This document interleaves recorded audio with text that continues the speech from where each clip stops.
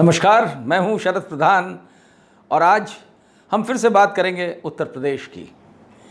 जी हाँ, वैसे तो मौसम बदल रहा है, गर्मी चली गई, बरसात भी चली गई और धीमे धीमे ठंड आने वाली है। लेकिन उत्तर प्रदेश की ज़मीन पे जो राजनीतिक सरगर्मी पैदा हो गई है वो अजीबोगरीब है। और वैसे तो हर चुनाव से पहले इस तरीके का होता है, लेकिन इस बार जो आप सब जानते हैं जो लखीमपुर में हुआ, उसको लेकर के माहौल बहुत गर्म हो चुका है।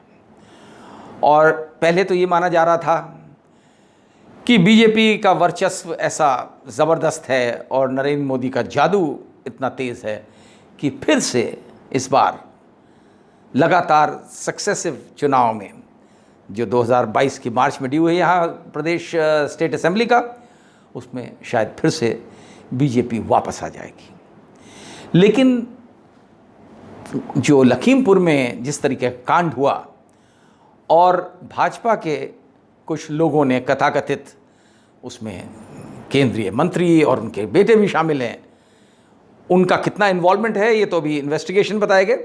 लेकिन ये आम धारणा है कि उनके प्रोवोकेशन की वजह से, उनके इस मामले में शामिल होने की वजह से 4 किसान जो आंदोलन पे थे उनको रौंद दिया गया एक तेज़ गाड़ी एसयूवी चला करके। अब उस गाड़ी में ये तो चल रहा है इस बात का विवाद कि उस गाड़ी में केंद्रीय मंत्री अजय मिश्रा जो minister of state for home हैं, उनके साहबजादे आशीष मिश्रा थे या नहीं थे। आरोपी वो बना दिए जा चुके हैं और सबका मानना है कि वो उस गाड़ी में मौजूद थे जिससे रौंदा गया, और इसी वजह से उनके ऊपर 302 का मुकदमा दर्ज हुआ। बड़ी मुश्किल से जा कर के उनकी गिरफ्तारी हुई। वो तब हो पाई जब सुप्रीम कोर्ट ने उत्तर प्रदेश सरकार की और उत्तर प्रदेश पुलिस की फटकार लगाई। चीफ जस्टिस ऑफ इंडिया को कहना पड़ा कि ये क्या हो रहा है। और जब ये सरकार द्वारा ये दलील दी गई उच्चतम न्यायालय में कि साहब हमने उसको पकड़ ही नहीं पा रहे थे कि साहब वो हमने उसे नोटिस दिया है हाजिर होने के लिए, तो सुप्रीम कोर्ट के चीफ जस्टिस ने जो कहा वो उत्तर प्रदेश को शर्म से जो है शर्मसार कर दिया। उन्होंने कहा कि क्या आप और भी 302 के मुजरिमों को इसी तरीके का नोटिस देते हैं या गिरफ्तारी करते हैं? तब जाके वो शख्स गिरफ्तार हुआ। जाहिर है बाप minister of state for home है और हाल ही में बनाए गए हैं, ज़्यादा टाइम नहीं हुआ है। लेकिन बेटे जो हैं वो पहले से बाहुबली हैं। वो स्वयं भी उनके खिलाफ मंत्री जी बनाते वक्त, हालांकि नरेंद्र मोदी तो हमेशा ये कहते हैं कि साफ़ सुथरी छवि उनके लिए बड़ी इंपॉर्टेंट है, ठीक है, उनके बारे में तो यही मानते थे हम। लेकिन जिस तरीके से इस अजय मिश्रा को उन्होंने भर्ती किया, वो उनके खिलाफ 302 का स्वयं के खिलाफ मुकदमा अभी भी पेंडिंग है। किसी और भी इस तरीके के क्रिमिनल मामले हैं, लेकिन मंत्री बनाया गया उन्हें क्योंकि सरकार उत्तर प्रदेश की कुछ इस तरीके के इनके कारनामे हुए हैं जिसकी वजह से ब्राह्मण कम्युनिटी जो है कुछ नाराज़ बैठी है। ये माना जाता है कि योगी आदित्यनाथ के से इस वजह से नाराज़गी है ब्राह्मणों की, क्योंकि वो लगता है उन्हें कि बहुत ज़्यादा वो प्रो ठाकुर हैं। अब उनको लुभाने के काफ़ी प्रयास चल रहे थे। एक कांग्रेस से इंपोर्ट किए गए एक जितिन प्रसाद हैं, एक्स मिनिस्टर, उनको लिया गया, वो भी ब्राह्मण समझ करके लिया गया, मान करके कि बहुत बड़े ब्राह्मण लीडर हैं। फिर अजय मिश्रा को भी इसीलिए इंडक्ट किया। ये अलग बात है कि ना अजय मिश्रा ना जितिन प्रसाद को ब्राह्मण समाज कोई बहुत बड़ा ब्राह्मण लीडर मानता है, बट स्टिल उन्होंने रख लिया। अब जब इतनी मुश्किलात के बाद वो आशीष मिश्रा की गिरफ्तारी हुई, अब प्रोसेस पटरी पे आया है, उनकी पुलिस रिमांड हो गई, आजकल पूछताछ चल रही है। लेकिन आप सोचिए क्या स्थिति में आ गया उत्तर प्रदेश। इससे पहले भी कई मामले हुए हैं इस तरीके गंभीर मामले, रेप के मामले, जिसमें एक बीजेपी का एमएलए इन्वॉल्व था, आपको याद होगा, इधर 2 बरस हो गए, 2.5 बरस हो गए, कुलदीप सिंह सेंगर, वो अलावा इसके कि एमएलए थे, उनका बड़ा मतलब उस बड़ा बोलबाला था, उन्नाव के बाहुबली थे, और मुख्यमंत्री का उन्हें संरक्षण प्राप्त था बहुत ज़्यादा। वो लखनऊ शहर में घूमते थे और उनको कोई अरेस्ट नहीं करता था। गैंग रेप का केस था। जब हाई कोर्ट ने बड़ी बुरी तरह फटकारा chief justice of Allahabad high court ने, तब वो अरेस्ट हुए।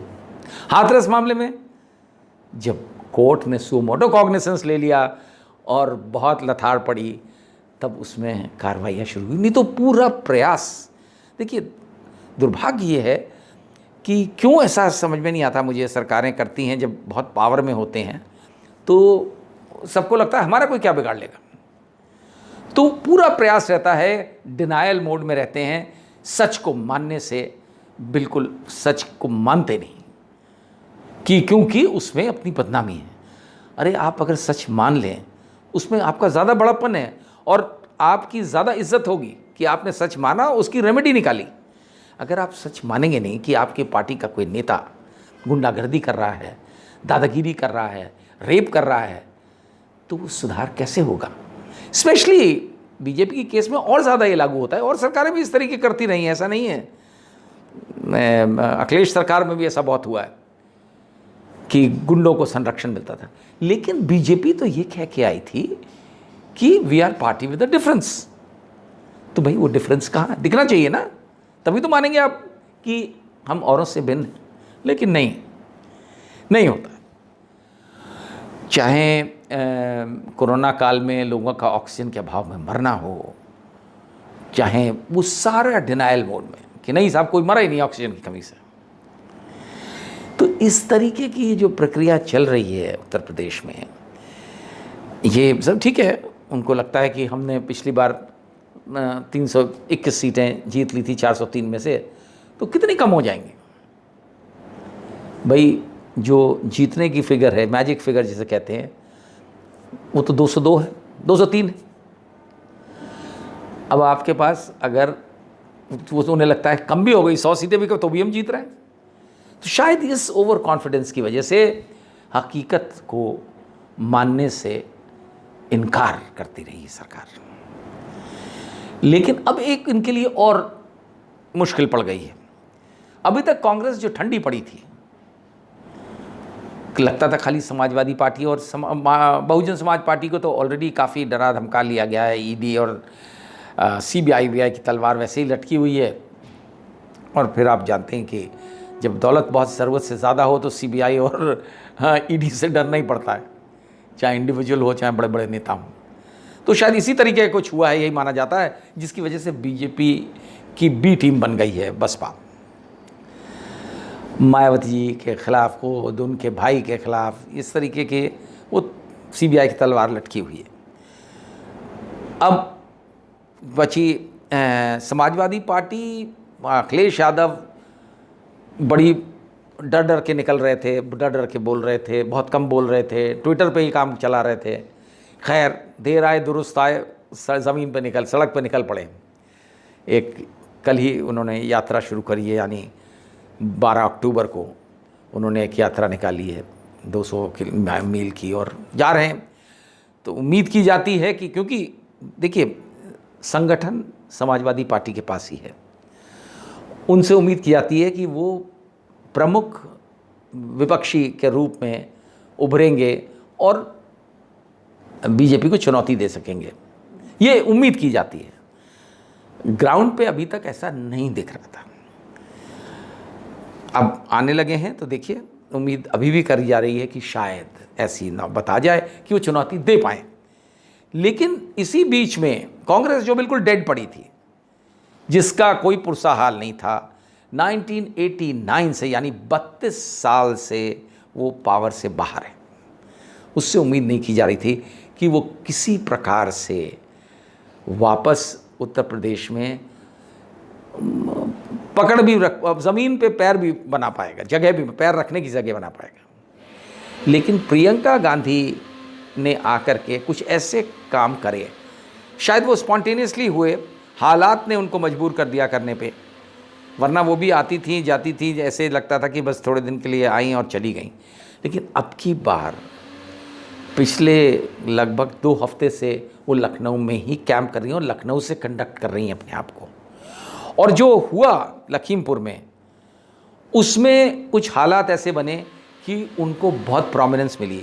ये अलग बात है कि मेन स्ट्रीम मीडिया में रूलिंग पार्टी के अलावा बाकियों की खबरें ज़रा बड़ी कंजूसी से छपती हैं या दिखाई जाती हैं, लेकिन काम जो किया वो वाकई में काबिल तारीफ़ था। उम्मीद नहीं थी हमें कि कांग्रेस भी कभी इस तरीके से जुझारू रूप देखने को मिलेगा कांग्रेस का, और फिर से संगठित करने का कांग्रेस में प्रयास होगा।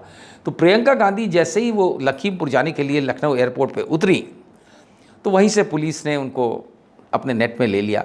जब वो घर में पहुंची, जहां वो रुकती हैं, एक कॉल हाउस है, उनकी परिवार का ही घर है, तो वहाँ पहुंची रात के टाइम, तो पूरा उनका गेट वेट बंद कर दिया गया और पुलिस बाहर तैनात हो गई कि साहब जो है एक तरीके का हाउस अरेस्ट कर दिया, वो जो कि डिक्लेयर नहीं किया गया, लेकिन ये कह दिया कि भाई आप यहाँ से जाएंगे नहीं, लखीमपुर जाने की इजाज़त नहीं है। प्रियंका गांधी से कोई उम्मीद नहीं कर रहा था कि वो इस तरह के काम, लेकिन वो किसी तरीके से कुछ थोड़ा डिस्गाइज करके पीछे के किसी गेट से, बड़ा सा बंगला है, से वो निकल गई रात के अंधेरे में, और निकल करके लगभग आधा पौन किलोमीटर पैदल गई, और वहाँ कोई गाड़ी का इंतज़ाम था जिसमें वो बैठ करके सड़ से लखीमपुर के डायरेक्शन में चल पड़ी। जब तक पुलिस को पता लगा, उन्होंने फ़ौरन सब जगह वायरलेस मैसेजेस गए, और उस रोड पे इनको जब पता लग गया कि उस रूट पे ही जाएंगी जाहिर है, तो जहाँ बैरियर था पुलिस का, जहाँ नॉर्मल ये जो टोल बैरियर होता है, वहाँ पे पुलिस तैनात हो गई और गाड़ियों की जांच शुरू हो गई। हर गाड़ी को रोक रोक करके उसमें चेक करने लगे, चेकिंग। अब आप देखिए प्रियंका गांधी ने क्या किया कि ये देखते हुए, क्योंकि और भी गाड़ियाँ तब तक उनके पीछे आ गई थी पार्टी के वर्कर्स की, तो वो जो बड़ी जो SUV थी उसमें से उतर करके वो जल्दी से धीमे से अंधेरे में निकल करके छोटी गाड़ी में बैठ गई। नतीजा क्या हुआ, हमारी पुलिस तो पुलिस है, उन्होंने यही सोचा कि प्रियंका गांधी तो बड़ी गाड़ी में बैठी होंगी, उन्होंने जितनी SUVs जा रही सबकी चेकिंग करी, छोटी गाड़ी की चेकिंग नहीं हुई, और वो वहाँ से पुलिस को हुडविंग करके निकल गई। जब तक पुलिस को फिर पता लगा, तब तक उन्होंने और डायरेक्शन बदल लिया, छोटी गाड़ी से फिर वो तीसरी गाड़ी में बैठ गई जिससे कि ट्रैक ना हो पाए, और गांव-गांव के रास्ते को पकड़ लिया बजाय हाईवे पे चलने के। लेकिन अल्टीमेटली आफ्टर करीब 40 किलोमीटर शायद गई होंगी, 40-45 किलोमीटर, 50 किलोमीटर, वहाँ पे फिर पुलिस की बड़ी एक फोर्स ने उनको इंटरसेप्ट कर लिया और कस्टडी में ले लिया। अब इस तरीके के काम मुझे तो भाई बिल्कुल उम्मीद नहीं थी कि प्रियंका गांधी करेंगी, क्योंकि मैं तो समझता था कि जैसे बीजेपी वाले कहते हैं वो पॉलिटिकल टूरिस्ट हैं, वही हैं। लेकिन उनको लेकर के गए, सुबह 4 बजे उनको बाकायदा ऑफिशियली अरेस्ट दिखला दिया, और सीतापुर जो लखनऊ से करीब 90 किलोमीटर है, वहाँ पे करीब 50-60 किलोमीटर तो निकल ही चुकी थी लखनऊ से, वो वहाँ से ले जाके सीतापुर में गेस्ट हाउस में, पुलिस के गेस्ट हाउस में रखा, जिसको कि जेल डिक्लेयर कर दिया गया, और वहाँ 2-2.5 दिन वहीं रहीं। उसके बाद वो उन्हें डट गई, वो बोली कि हम जाएंगे नहीं, जितने दिन भी आपको जेल में हमें रखना है रखो, हमें जब तक लखीमपुर। अल्टीमेटली गवर्नमेंट को कंसीड करना पड़ा, और ये ठीक है गवर्नमेंट ने ये दिखाया कि सबको इजाज़त दे दी जाने की, क्योंकि शुरू में बड़ा टेंशन था गांव में, इसलिए नहीं जाने दे रहे थे। लखीमपुर ज़िले के एक नेपाल के बॉर्डर पे जाकर के तिकोनिया गांव है जहाँ पे ये इंसिडेंट हुआ था, तो वहाँ से जब वो जाने की इजाज़त मिली तो ये बहुत बड़ा स्टेप था। और कांग्रेस में तो जो मरी हुई कांग्रेस में लगता है फिर से जान फूंक दी गई, तो पुराने लोग निकल के आने लगे, और अपने आप भीड़ वहाँ जब बंद थी वो, तो बहुत लोग, बड़ी तादाद में लोग आ गए सीतापुर में कांग्रेस के उनके समर्थन में, बाहर बैठ के धरना देने लगे।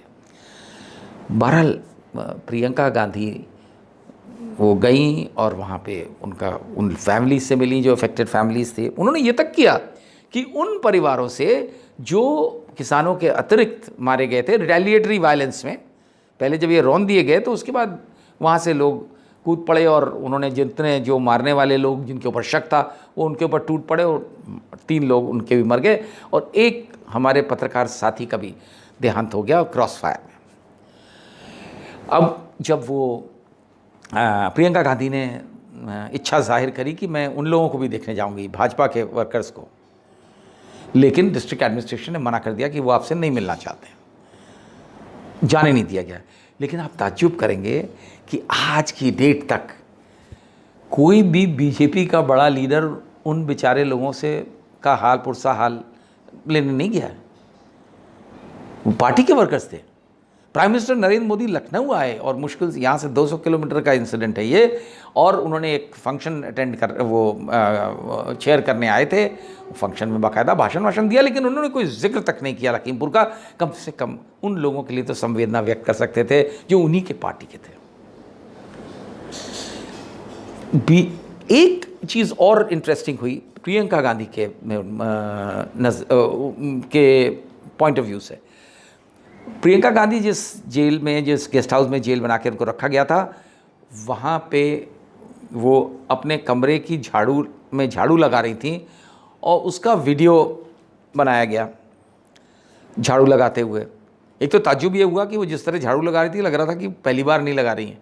हालांकि हमने नहीं सोचा था कि प्रियंका गांधी ने ज़िंदगी में कभी झाड़ू लगाई होगी। बहरहाल वो लगाते हुए जो फ़ोटो छपी, वीडियो और वायरल हुआ, तो हमारे उत्तर प्रदेश के मुख्यमंत्री योगी आदित्यनाथ ने स्टेटमेंट जारी किया कि साहब ये तो हैं ही इस लायक, झाड़ू के अलावा और कुछ कर ही नहीं सकती हैं, यही इनका स्तर है।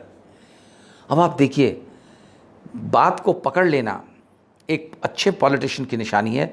बाय इंस्टिंक्ट प्रियंका गांधी का इमीडिएट रिएक्शन आ गया कि साहब ये योगी आदित्यनाथ ने जो कहा है, इससे जाहिर होती है इनकी मानसिकता जो दलित विरोधी लगती है, क्योंकि दलिती लोग लगाते हैं झाड़ू, तो इनको लगता है ये छोटा काम है, इसीलिए इन्होंने इस तरीके की बात मेरे लिए कही। मुझे कोई तकलीफ नहीं, मैं तो झाड़ू लगाऊंगी। और तड़ से दूसरे दिन सवेरे जब वो लखनऊ जब उसके बाद छूटने के बाद जब वो लखनऊ आई हैं, तो उन्होंने छूटते ही लखनऊ में अपने घर से निकल करके चली गई और किसी तरह फिर से पुलिस को हुडविंग करके, वो कह रहे हैं गाड़ी में छुप करके गई, कोई कह रहा था कि डिक्की में बैठ के गई। 12 वो निकल करके यहाँ वाल्मीकि मंदिर है दलित लोकेलिटी में, वहाँ जा कर के उन्होंने वहाँ झाड़ू लगाई और वहाँ के जो स्वीपर्स थे उनके साथ मिल करके लगाई और खट से अनाउंसमेंट कर दिया कि शायद 3 दिन या 4 दिन बाद हर ज़िले में उत्तर प्रदेश के पार्टी के लोग और ज़िला अध्यक्ष की लीडरशिप में जाके वो उस शहर के दलित बस्ती में जाके झाड़ू लगाएंगे, सफाई करेंगे। अब आप देखिए, ये चीज़ वही कर सकता है जिसमें अंदर से इंस्टिंक्ट हो, एक लीडरशिप वाली और पॉलिटिकल इंस्टिंक्ट, और खट से ये एक कैंपेन बना दिया। मैं बताने की कोशिश ये कर रहा हूँ कि इसकी एक मरी हुई कांग्रेस में जान फूंकने का काम इस तरीके से हो रहा है, और ताज्जुब की बात है कि प्रियंका गांधी द्वारा कर रहा है। अब आगे क्या होता है देखते जाइए, समय बताएगा कि किस तरीके से रंग लेती है यूपी की ये राजनीति। ये अभी तो शुरुआत है, 4 महीने 5 महीने बाकी हैं चुनाव के, इंतज़ार करिए। अगले हफ्ते फिर आपसे मिलेंगे हो सकता है इसी मुद्दे पे फर्दर आगे बात करने के लिए। बहुत बहुत धन्यवाद।